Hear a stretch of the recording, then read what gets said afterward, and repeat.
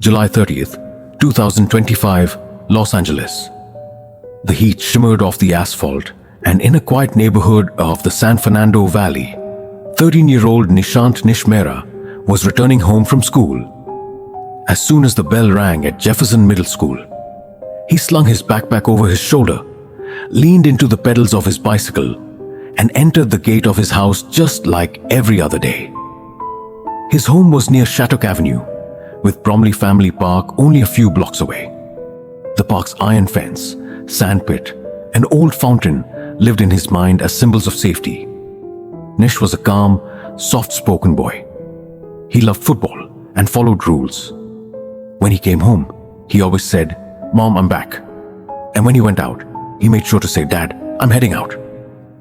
Savita Mehra, his mother, worked at a tech company.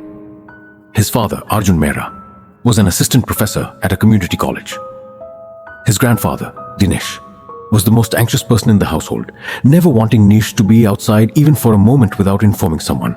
As part of his daily routine, at 5 p.m., Nish rode his bicycle to a tutoring center near Ventura Boulevard, where his math teacher, Miss Carter, taught until 7 p.m. On some days, he reached home by 7:30. But that evening, even by 8 p.m., he had not returned. The ticking of the clock began to feel louder. Savita checked her phone, sent messages, made calls. The phone rang, but Nish's phone stayed silent. Arjun tried to reassure everyone, saying, "Maybe traffic." But Dinesh's eyes kept drifting toward the park. At 8:30 p.m., Dinesh went to the tutoring center himself. Miss Carter looked surprised and said, "Yes, sir. Nish came on time today. He left immediately after class ended." After that, Dinesh retraced the usual route, checking alleys, corner stores, bus stops, every possible place. Near the entrance of Bromley Family Park, under a streetlight, Nish's bicycle was standing. The small bell on the handle and dust still clinging to the front tire were unmistakable.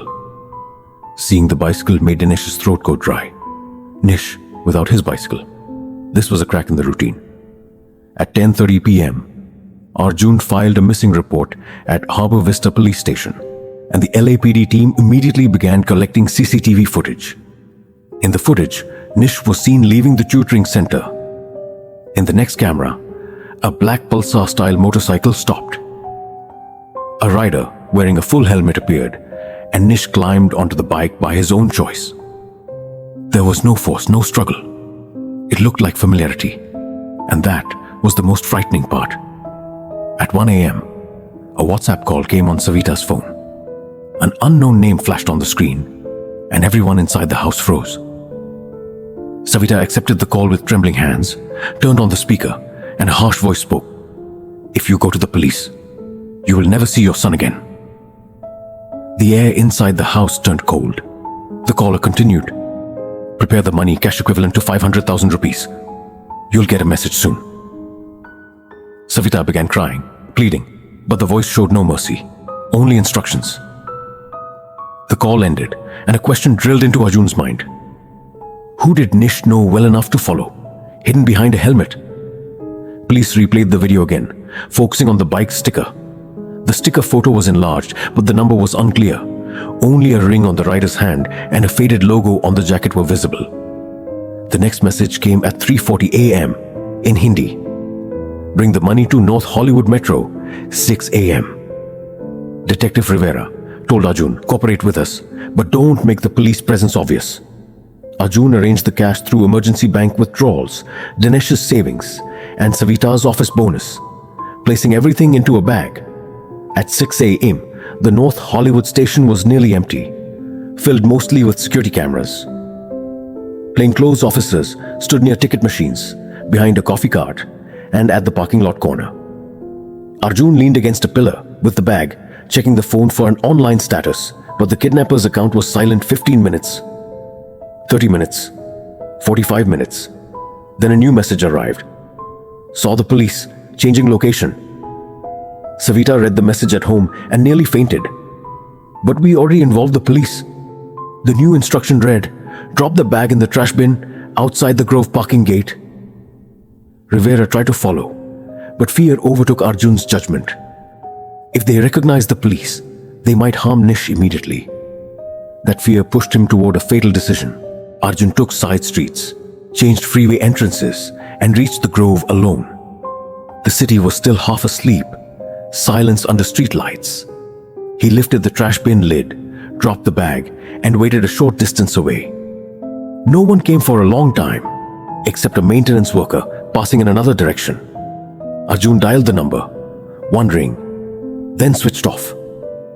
He knew then he had no choice but to tell the police everything. Reviewing the grove, CCTV, Rivera saw the bag being dropped, but no one came to collect it. Dinesh realized at once. The kidnapper seemed amateur, but dangerously unpredictable. Digital analysis showed the number as out of country, routed through VoIP and VPN. This was the twist. The kidnapper contacted only for money, but never came to take it. 12 hours had passed with no sign of Nish. His phone was off. Messages stopped. Rivera asked Arjun, "Does your family have a driver, tutors, neighbor, anyone recently close?" A name surfaced in Savita's mind, but she couldn't say it aloud. Guru.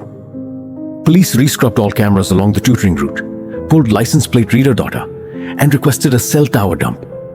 The bike's movement appeared once toward Canoga Park, then toward Porter Ranch, as if someone was circling, trying to avoid capture. Volunteers pasted posters around parks and drainage canals, but night fell again. The next day at 5:30 p.m., dispatch received a call. A burnt body found in brush near Kegel Canyon Road. Rivera told Arjun quietly, "Prepare the family. This call isn't easy." Kegel Canyon Road lay silent under harsh sunlight. Dry bushes, brittle grass, and the smell of petrol in the air. A forensic van arrived. Tape went up, and inside, the brush lay a small body, partially burned, face disfigured. The size said, "child," and the scene delivered unbearable pain. Arjun and Savita were brought for identification. Inside the police car, no one spoke. Only the click of a seatbelt. Fragments of clothing, a silver thread around the waist, and a scorched school jersey patch spoke Nish's name. Savita's eyes went blank. Arjun's hands trembled. Dinesh gripped the wall as if the house itself were collapsing. The missing case officially became a homicide, and in the major crimes file, Mehra Nishant was stamped in bold. Rivera reconstructed the timeline. North Hollywood, the Grove, the cash drop. A small mistake surfaced. The kidnapper had briefly logged into WhatsApp from another handset, and the IME hit a tower.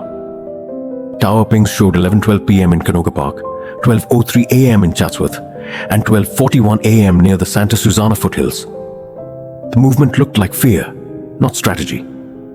At 1 a.m. on August 1st, 2025, a tactical team moved in unmarked SUVs toward the foothills, lights and sirens off.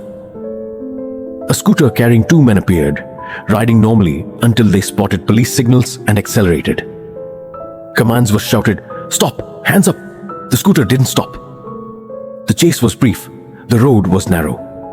One suspect pulled a knife and lunged toward an officer. Controlled shots were fired at the legs.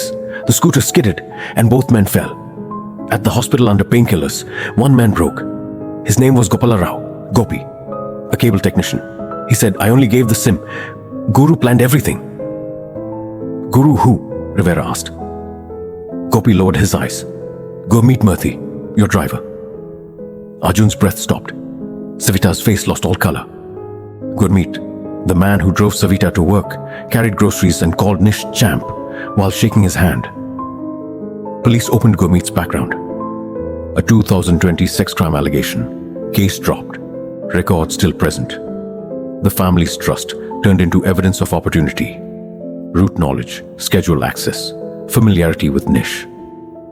Police replayed the CCTV, matching the rider's posture and the ring design to Gurmeet's. The helmet was the only disguise left. Tracking Gurmeet's last location led to a semi-rural pocket near Bell Canyon. By dawn, he was found hiding there. He shouted, "I'm innocent!" But Gopi's statement and tower data sealed his fate. At the station, Savita looked into Gurmeet's eyes and saw no remorse, only calculation. Rivera said one sentence, "We need the full story." "Why?" Gurmeet smiled slowly. Under interrogation lights, the smile faded. Gurmeet demanded a lawyer, but Rivera laid out Gopi's confession, CCTV steals, and the cash drop timeline. Gopi had stolen a phone and SIM from a 75-year-old resident while working temporarily at an assisted living facility in Koreatown. That SIM went into Gurmeet's spare Android, registered on WhatsApp, linked through VoIP to appear foreign. Hindi messages were meant to suggest an outside gang. Location changes were meant to test police presence. Gurmeet admitted he had done a test run earlier, snacks with Nish, safe drop home, to build trust. On July 30th, he approached Nish on a bike, helmet hiding his face, but his voice familiar. Come on, a small treat, then home. Nish parked his bicycle near Bromley Park and got on, because Gurmeet was the family driver. Gurmeet's motive wasn't just money, it was control. He knew Arjun's salary, Savita's income, Dinesh's property discussions, and the weakness of an only child. He realized quickly that if Nish lived, Nish would name him. So the ransom drama was distraction. Silence was the plan. After spotting police in North Hollywood, he set the Grove trap, but never came for the money. Fear made his decisions impulsive. Gopi later claimed he begged Gurmeet not to hurt the child, but Gurmeet dismissed it as risk. Forensics showed the attempt to burn the body to destroy evidence, but not everything burned. Thread, patch, soil, salt spoke. Charges were filed: kidnapping for ransom, first-degree murder, conspiracy, destruction of evidence. Media headlines followed, but silence inside the Mehra home was heavier. Dinesh brought Nish's bicycle from the park into the garage. The bell rang once, then went quiet. Savita asked herself every night, why didn't he scream? Rivera answered, because he trusted the person he was with. That was the twist of the case. The danger came from inside the door. In a city as large as Los Angeles, safety doesn't start with locks, but verification, background checks, official hiring, and code words with children. The story ends, but the warning remains. Familiar faces can become masks, and one moment of negligence can leave a lifetime of wounds. At trial, Gurmeet's innocence claim collapsed under tower maps, CCTV frames, and the stolen SIM trail. Bail was denied, and the case entered public record. Arjun told the press, "My son wasn't killed by fear, but by trust." Police launched school safety workshops, pick-up passwords, and the rule, no ride without confirmation. Bromley Park still has its cycle lane, but when the doorbell rings at the Mehra house, every heart still trembles.